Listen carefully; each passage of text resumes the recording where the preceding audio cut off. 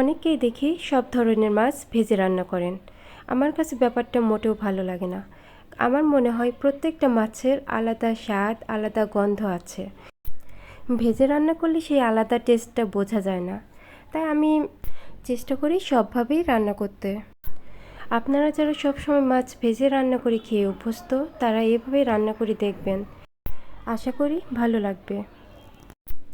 আমি এখানে পেঁয়াজ, কাঁচামরিচ, লবণ, হলুদ, ধনিয়া গুঁড়া, আদা রসুন জিরা বাটা ও তেল দিয়ে সবগুলো উপকরণ খুব ভালোভাবে মাখিয়ে এর মধ্যে মাছগুলো দিয়ে আবার একটু তেল দিয়ে খুব ভালোভাবে মাখিয়ে নিব। এখানে মাখানোটা খুব ভালোভাবে মাখাতে হবে। আপনি যত ভালোভাবে মাখাবেন মাছের মধ্যে মশলা ঠিক তত ভালোভাবেই পৌঁছবে। এই জন্য খুব ভালোভাবে মাখাতে হবে। আপনারা দেখতেই পাচ্ছেন আমি কত সুন্দর করে মাখিয়ে নিয়েছি।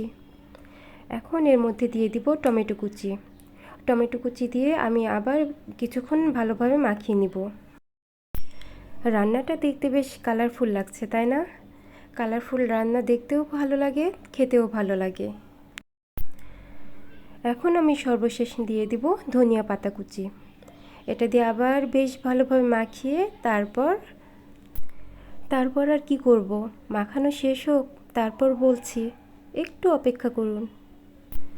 দেখতেই পাচ্ছেন সুন্দরভাবে মাখানো হয়ে গিয়েছে আর এটা দেখতেও কত সুন্দর কালারফুল লাগছে।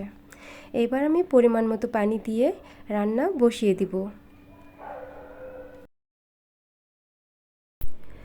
রান্না বলক চলে এসেছে।